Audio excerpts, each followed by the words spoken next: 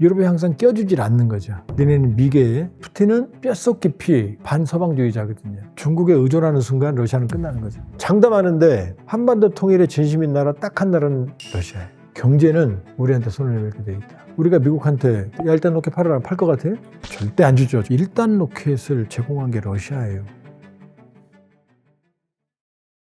러시아의 딜레마는 뭐냐면 유럽인 듯 아닌 듯, 이게 러시아의 딜레마예요. 러시아가 처음 역사에 등장을 한 건 9세기입니다. 그때 루시라는 이름이 처음으로 등장하거든요. 그 루시의 어원은 바이킹에서 와요. 바이킹들이 이 노를 젓잖아요. 그 노를 젓는 사람들, 노라는 뜻이 루시의 어원이. 확인된 건 아니지만 이 정통된 여러 가지 설 중에 하나인데, 그때 지금 키예프 인근에 슬라브족들이 살고 있었는데 미개했어요. 바이킹 하면 깡패 같죠? 근데 이 바이킹족들은 슬라브족에 비해서는 앞선 선진 문명이었어요. 그래서 이 바이킹이 내려와서 왕조를 세우는 게 바로 류릭 왕조입니다. 그러니까 지배층은 바이킹이고 피지배층은 슬라브족이었죠. 이게 바로 키예프 루스의 출발점이에요. 그러니까 키이우 그러죠? 푸가 우크라이나로 우예요. 키예프, 키이우 이 정도 차이밖에 없어요. 자, 그러면 지금 키이우 수도, 저는 키이우라고 안 해요. 키예프라고 그래요. 왜? 원래 뿌리가 거기니까 러시아도. 역사적으로는, 그러니까 지금 우크라이나 수도 할 때는 키이우라고 말해줘야 되지만 역사적으로 볼 때는 키예프가 되는 거죠. 왜? 러시아의 뿌리니까. 그러면 러시아 사람들이 키예프 생각하면 어떻게 생각하겠어요? 자기네 역사의 기원이 뿌리가 되는 거예요. 그러니까 이 류릭 왕조가 언제까지 가느냐? 16세기 말까지 가요. 16세기 말에 이 류릭 왕조의 피가 끊어집니다. 그리고 17세기부터 바로 우리가 알고 있는 로마노프 왕조로 넘어갑니다. 그러니까 러시아는 1907년 혁명 끊어질 때까지, 피가 끊어질 때까지 두 개의 왕조인 거죠. 하나는 류릭 왕조, 하나는 로마노프 왕조. 그래서 저는 이걸 두 개의 왕조라고 그래요.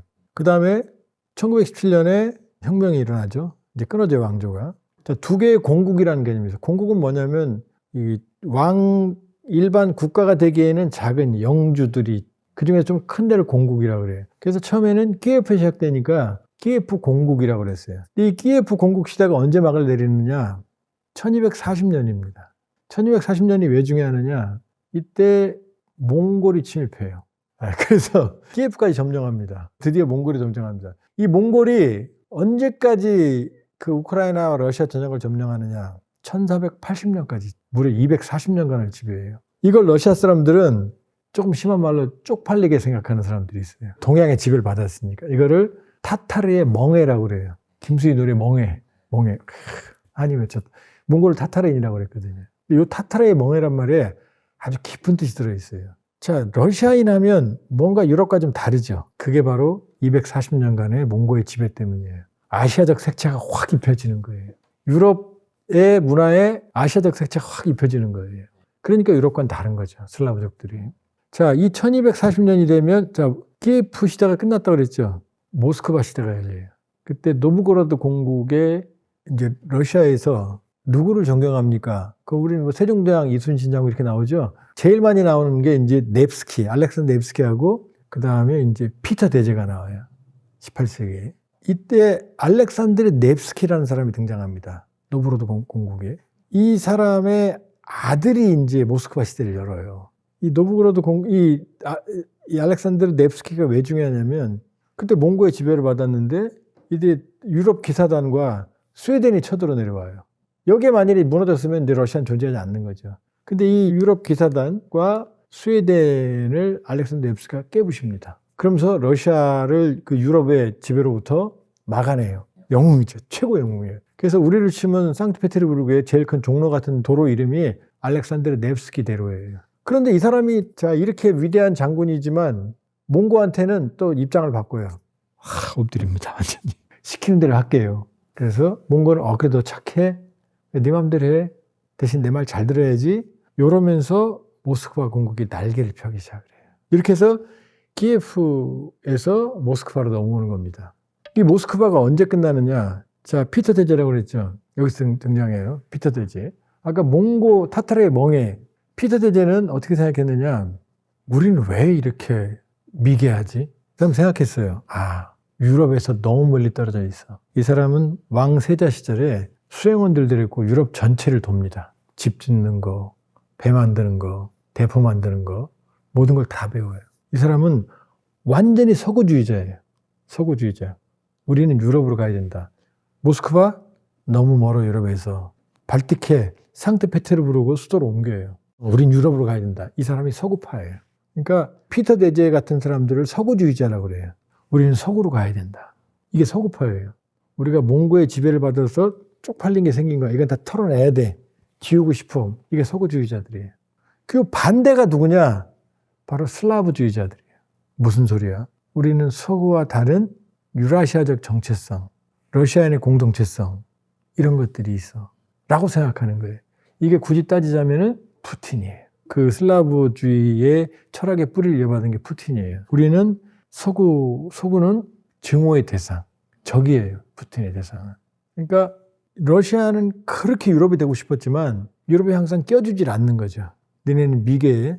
슬라브가 무슨 뜻인지 알아? 슬레이브, 노예에서 온 거야. 이런 식인 거죠. 예를 들면. 물론 그건 아니에요. 슬라브가 그런 어원도 있지만 명예, 영광 이런 뜻, 슬라바라는 뜻도 있거든요. 그러니까 러시아의 위치를 보면 자, 철학적으로는 서구주의자, 그러니까 초기 엘친, 소련이 무너지고 초기 엘친이 서구주의였어요. 우린 유럽으로 가야 돼. 자본주의에서 벗어났어. 자, 니네 말들 이렇게 도와주세요. 막 받았어요. 그랬더니 옐친 시대의 러시아 경제는 폭망하거든요. 거의 절반으로 산업 생산이 떨어져요.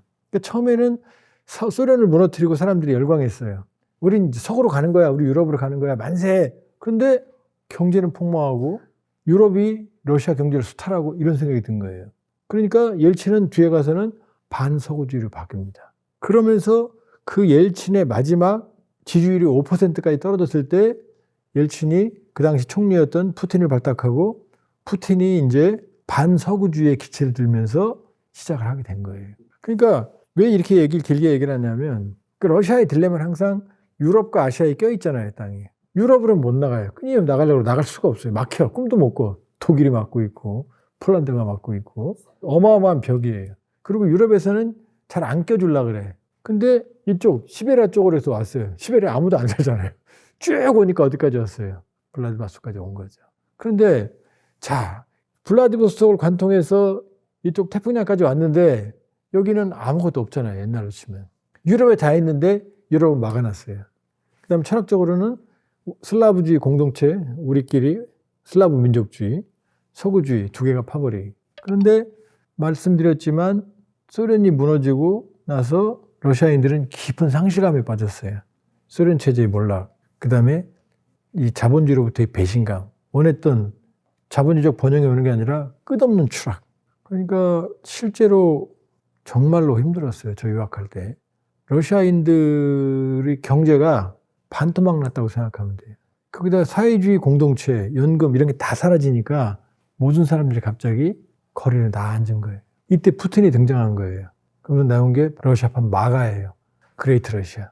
우리는 위대한 러시아의 부활을 꿈꾼다.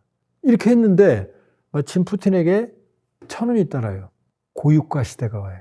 어마어마한 5.1달러가 러시아로 쏟아져 들어와요. 그 다음에 푸틴은 KGB 출신으로 무자비한 사람이니까 러시아 내 소수민족들의 분규를 피로 막아요. 체첸 1차, 2차 전쟁, 러시아 조지아 전쟁, 나고르노 카라바흐부터 시작해서.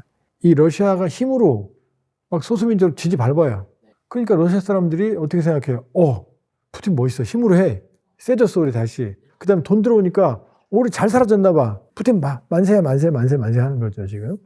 그런데 푸틴은 뼛속 깊이 반서방주의자거든요. 이 사람 머릿속에는 뭐가 있냐면은 서방은 적이다. 그러니까 서방과 협력을 하지만 뿌리 깊은 서방에 대한 불신이 있어요. 이 사람의 머릿속에 뭐가 있냐면은 동방에서 미래를 찾자. 저기는 어차피 충돌하게 돼 있다. 그럼 동방은 어디냐? 바로 시베리아 극동이잖아요. 그래서 푸틴은 이 중앙아시아, 그 다음에 시베리아 극동 이쪽에서 거대한 러시아의 미래를 찾는 원대한 꿈을 꾸기 시작했어요. 집권하면서부터 이 신동방 정책은 구상을 거쳐서 단기적으로 이행이 시작됩니다. 구상이. 그러면서 푸틴은 중국과의 관계를 강화하고 북한과의 관계를 개선하고 중앙아시아에 대한 영향력도 강화하고 CIA 수권, 대한 영향이 또 강화하고 하는 그런 작업들을 시작을 합니다. 그러니까 푸틴은 소련의 부활을 꿈꾸는 사람이에요. 그러니까 유럽과는 협력에 제약이 있다는 걸 알고 있죠. 그러면서 푸틴이 가진 비장의 무기는 첫 번째는 시베리아 극동의 무한한 지하자원입니다. 두 번째는 여기 지하자원 개발에 신동방식에 많은 돈을 투자하죠. 그 다음에 블라디보스톡에서 이어지는 모스크바 거쳐서 유럽까지 이어지는 TSR, 시베리아 횡단철도 현대화에 많은 돈을 써요. 이 물동량을 더 빠르게, 더 안전하게, 더 많이. 그 다음 세 번째, 푸틴에게 기회가 또 찾아오는 게 이제 인류에겐 비극이지만 북극 항로, 노다지 항로. 이 세 가지가 푸틴한테는 이 신동방 정책의 엔진이 되는 거예요. 그래서 푸틴 들어서고 나서 동방경제 포럼이라는 걸 항상 어디서 했어요? 블라디보스톡 극동 연방대학에서 하잖아요. 김정은도 거기서 만났잖아요. 그러니까 매년 푸틴은 9월이 되면 여기로 옵니다. 그러니까 푸틴은 이 신동방 정책을 통해서 동방에서의 러시아의 미래를 찾겠다는 생각이 강한데 러우 전쟁으로 내 생각이 더 강화된 거죠. 러우 전쟁이 터지니까 이제 러시아는 영원히 유럽으로 못 나가고 노르드 스트림, 독일 이어지는 가스관도 활용을 못 하게 되는 거죠. 그러니까 러시아 입장에서는 이제 동방 외에는 서구로 가는 건 끝났죠. 적어도 푸틴 살아생전은 못 나갑니다. 동방에서 미래를 찾아야 되는 거죠. 그러면 동방으로 와보면 중앙아시아는 아직 힘이 없고 탄탄한 국가들 독재의 사람이 없어요. 거기다 한국은 없잖아요. 이 나라들의 특징이. 그럼 남는 게 이제 인도, 중국, 북한은 산업이 없고 그냥 병력만 갖다 쓰는 거고 한국과 일본이에요. 경제 미래를 봐서는. 북한은 우크라이나 전쟁 때문에 그냥 급하니까 쓰는 거고. 자, 인도는 산업 생산력 못 미치죠. 아직. 앞으로도 쉽지 않아요. 그 종교 때문에. 그 다음에 모디는 왔다리 갔다리. 좋게 말해서 실용 외교지만 믿음이 없는 외교잖아요. 그 다음 중국은 가장 강력한 시진핑, 푸틴은 파트너죠. 근데 문제가 있어요. 중국과 러시아는 이미 냉전 때 전쟁도 했고 무수리 강요역에서 1858년에 아이운 조약, 1860년 베이징 조약, 아편전쟁, 2차 아편전쟁. 이게 지금 머릿속에서 하바롭스크주, 아무르주, 프리모르스키 그 연해주. 연해주는 바다에 접해 있다는 뜻이에요. 이 세 주가 1858년 이전에는 한반도 면적의 5배 넘어요. 이 세 주가 청나라 땅이었어요. 물론 그 이전에 우리 발해 땅, 고구려 땅이었어요. 그런데 1858년 이게 아편전쟁이 터지니까 청나라 코피 터지잖아요. 그랬더니 러시아가 쭉 내려요. 북극곰이. 아이운 조약. 나 이 땅 안 주면 너 전쟁할 거야. 뒤통수 칠 거야. 청나라 어떻게 해요? 야, 어차피 추운 땅이고 필요도 없어. 그랬더니 1860년은 또 프랑스, 영국과 러시아가 휴전할 때 러시아가 북극곰이 또 끼어들어요. 내가 휴전 중지할게. 했어요. 어쨌든. 내가 휴전 중지했으니까 연해주 놔줘. 또 뺏어가요. 그러니까 1860년을 기점으로 중국은 동해로 못 나오는 거예요. 그때는 청나라는 거기 뭐 오랑캐나 사는 데고 추운 데고 동해에 가봐야 명태밖에 더 있어? 이렇게 생각했을 거 아니에요. 그땐 중요하지 않았죠. 청나라 말기였고. 지금은 어떻게 돼요? 거대한 동해로 나오는 입구가 다 막혀버린 거잖아요. 지금 나진 하산 이쪽 두만강 끝에 한 15, 20km 정도가 딱 러시아에 막혀 있어요. 여기만 뚫리면 동해로 나올 수 있는데 여러분 상상해 보세요. 그 거대한 동해로 나오는 이쪽 연해주가 뚫려 있다고 생각해봐요. 중국이. 날개를 달죠. 자, 근데 그러면 지금 시진핑 중국몽을 꿈꾸는 시진핑 머릿속에서 그 땅을 보면서 어떻게 하겠어요? 원래 내 거잖아. 푸틴 입장에서는요. 시베리아 극동의 특징이 러시아인이 없어요. 그 방대한 지역에 수백만 밖에 안 살아요. 중국인들 들어가서 몇 천만 명이 눌러 앉으면 끝나는 거예요. 그러면 푸틴이 시노포비아, 중국을 무서워하겠어요? 러시아가 무서워하지 않겠어요? 무서워하죠. 그러니까 둘 간에는 항상 긴장이 있는 거예요. 중국에 의존하는 순간 러시아는 끝나는 거죠. 자, 일본으로 와볼게요. 일본은 북방 사계도서. 러시아가 소련 시절에 강제로 가져간 그 영토 문제가 있단 말이에요. 그 어마어마하게 큰 땅에 독수처럼 그게 경비대하고 우리 관리소에 있는 게 아니라 땅이 엄청나게 커요. 그 문제 해결 안 되면 일본, 우경하고 있는 일본과 러시아는 한계가 있겠죠. 자, 북한. 군대는 갖다 써요. 근데 북한이 뭐가 있어요? 줄 게 뭐가 있어요? 아무것도 없잖아요. 그럼 남는 건 어디죠? 한국이죠. 자, 6.25 끝났어요.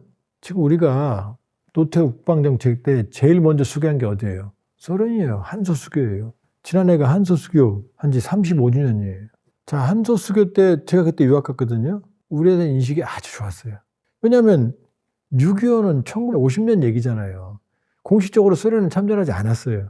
기술적 지원 탱크 주고 비행사 참전했지만 공식적으로는 중국하고는 다르단 말이에요. 지금 중국하고 우리 잘 지냈잖아요. 중국 때문에 분단 체제 고착됐는데 잘 지냈잖아요.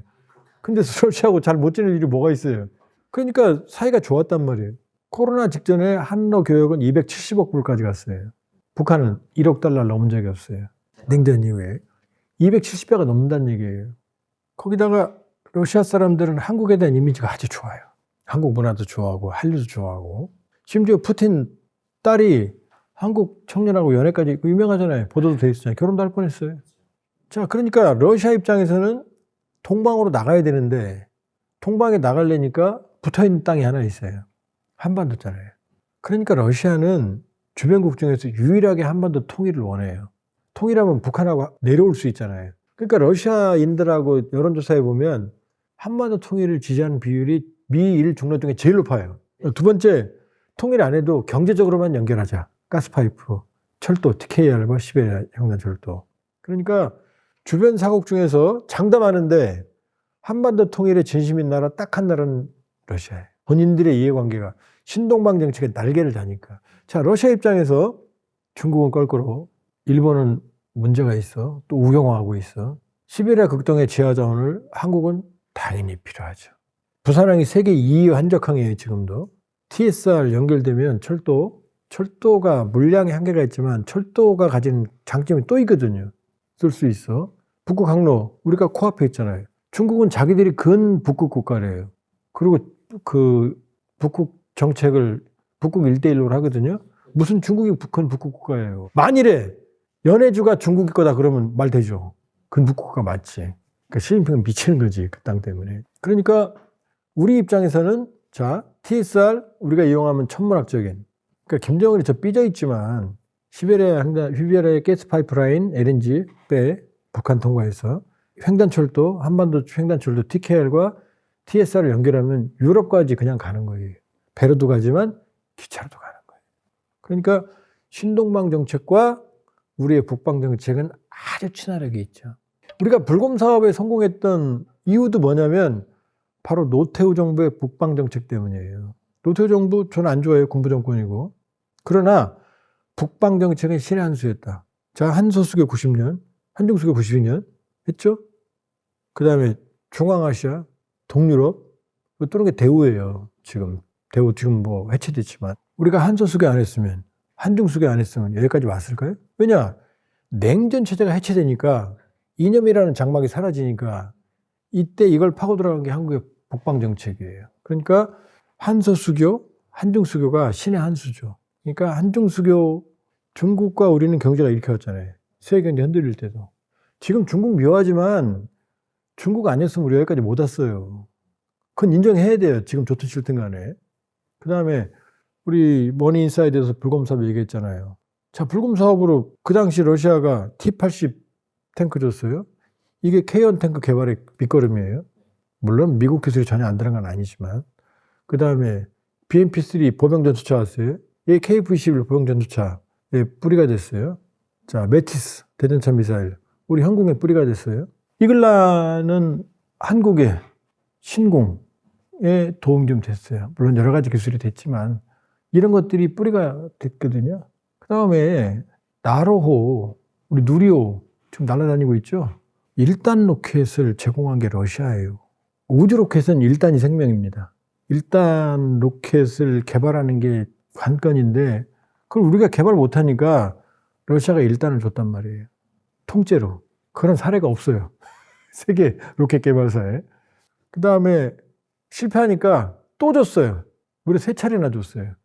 물론 우리도 돈을 줬고 러시아도 손해 안 봤어요. 그걸로 새로운 로켓을 개발했으니까. 그게 있었으니까 우리가 일단 로켓을 개발한 거예요. 그 여담이 있어요. 처음에는 이제 전략이니까 딱 가지고 와서 이 러시아인들이 감시해요. 옆에 오지도 못하게. 근데 그게 되겠어요. 계속 있다 보면 서로 친해지고 어떻게 생겼니? 이렇게 생겼구나. 좀 얘기도 하고. 그 다음에 이제 저녁에 술 한잔 보드카 하면서 야, 이거 뭐 어떻게 된 거니? 그랬더니 아이, 그거 말이야. 이래 된 거야. 응. 어디 가서 얘기하지 마. 이렇게 되는 거죠. 그러니까 일단 로켓을 우리가 미국한테 모스크바한테 야 일단 높게 팔아라. 팔 것 같아? 절대 안 주죠. 전략적인 물자니까.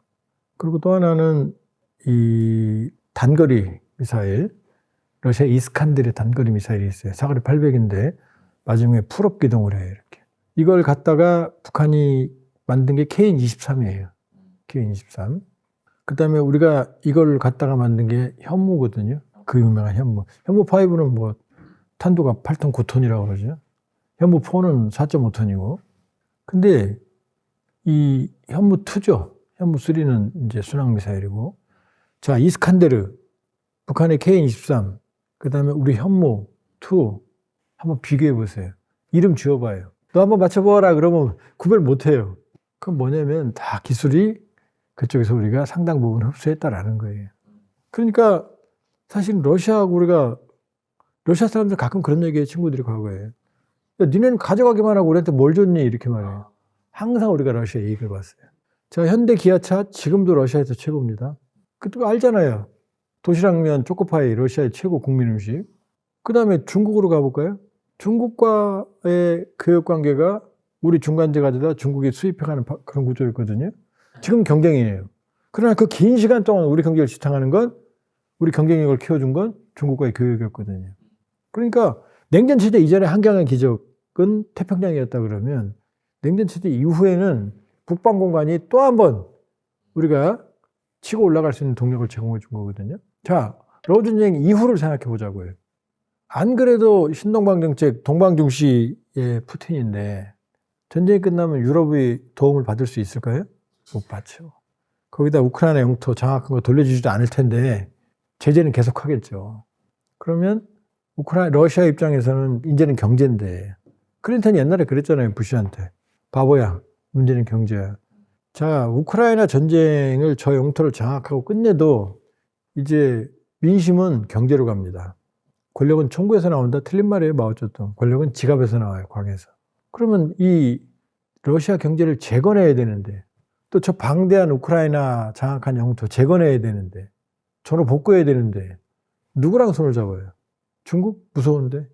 인도? 기술이 안 되는데. 저 우경하고 있는 일본? 언제 영토 분쟁? 우리밖에는. 그래서 우리는 우크라이나에 살상무기 지원을 안 했기 때문에 우리를 비우호 국가라고 지원했어요. 비우호 국가 지정 해제하는 건 일도 아니에요. 러시아가 지금 내건 조건도 별거 없어요. 직항 제거해라. 우크라이나 무기 지원하지 마라. 그 다음에 러시아에 대한 한국의 제재를 풀어라. 우리가 뭐 제재한 게 뭐 얼마나 있어요. 왜? 러시아가 급하니까.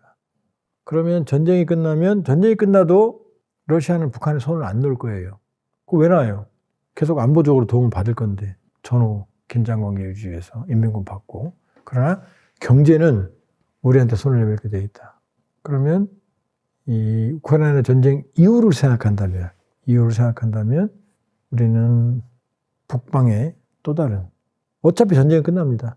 그러니까 신북방 정책과 신동방 정책, 우리의 신북방 정책과 푸틴의 신동방 정책 간의 접점을 공통점을 찾을 필요가 있다. 그럼요. 지금 트럼프가 동맹을 두들겨 패니까 더 이상 과거의 미국의 동맹 중에 팍스 아메리카는 존재하지 않잖아요. 이란하고 전쟁하는데 유럽이 어떻게 해요? 멀거니 쳐다보잖아요. 그러니까 이제는 각자 도생의 시대에 우크라이나 전쟁 이후에 북방 공간에 주목할 필요가 있다. 새로운 기회가 올 거예요. 또 그렇게 가야 돼요.